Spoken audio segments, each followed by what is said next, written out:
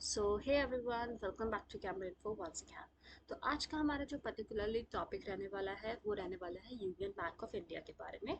और बेसिकली उसमें भी अप्रेंटिस के बारे में। ठीक है। जैसा कि आप सभी जानते हो, उसका रिजल्ट आ गया था और मेल का हम लोग बहुत टाइम से वेट कर रहे थे। तो मेल भी अब लोगों को रिसीव होना शुरू हो चुका है, बहुत से रीजन में रिसीव भी हो चुका है।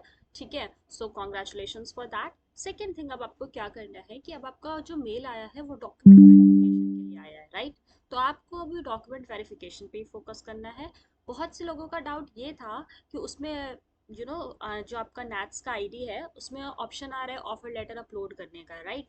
तो अभी अगर मेल में ऑफर लेटर अपलोड करने के बारे में कुछ भी मेंशन्ड नहीं है गाइस, तो कुछ भी नहीं करना है आपको। ठीक है। आपको उसमें कुछ भी नहीं करना है अभी तक। बेसिकली अगर मैं सही बताऊं, तो जो आपका ऑफर लेटर अपलोड करने वाला जो ऑप्शन आपको अभी विजिबल है वो बैक एंड का प्रोसेस था, ठीक। लास्ट टाइम तक ऐसा कुछ भी नहीं करना था। ये सारा ऑफर लेटर अपलोड वगैरह करने का काम बैकएंड से होता था। एंड एट लास्ट जो आपको करना होता था वो ये था कि जब आप बैंक ज्वाइन कर लेते थे तो उसके बाद आपके पास नेट्स आईडी पे कॉन्ट्रैक्ट आता है। आपका काम सिर्फ उस कॉन्ट्रैक्ट को एक्सेप्ट करना था। ठीक है। So don't do anything mail में, क्योंकि ऑफर लेटर के लिए कुछ नहीं लिखा है, राइट। अगर लिखा है तो अपलोड किया जाएगा पीडीएफ बना के, अदरवाइज नो। ठीक। सो उस चीज में मत पड़िए। अभी सिर्फ डीवी पे फोकस करिए, डॉक्यूमेंट प्रिपेयर करिए और जाइए।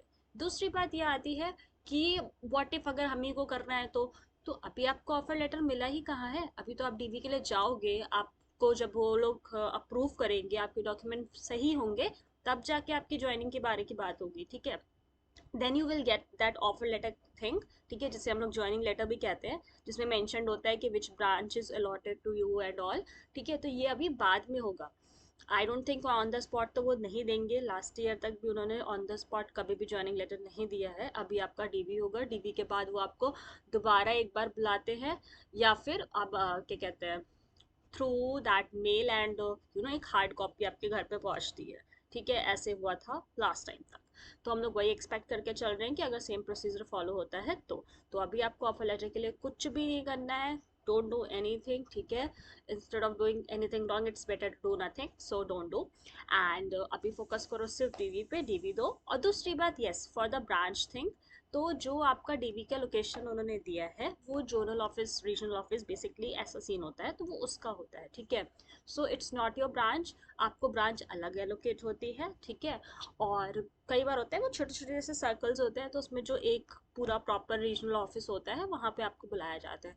तो कई बार इस वजह से डिस्टेंस ज़्यादा होता है। ठीक है। दूसरी बात ये कि जब आपको ब्रांच एलोकेट होगी तो वो आपको नियरेस्ट ही ब्रांच एलोकेट करते हैं as per them. Still if you get somewhere बहुत ज़्यादा, अगर मान लो 30-40 किलोमीटर दूर की ब्रांच मिल रही है, then of course you can request them to change the branch, because as being an apprentice or with that much of a stipend it's not possible, or इतना ज़्यादा travel and all, it doesn't make sense to.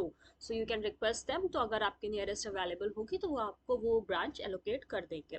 But to be honest the thing is कि apprentice को generally nearest ही branch वो लोग allocate करते हैं, because they also know it's a kind of a 1 year training programme.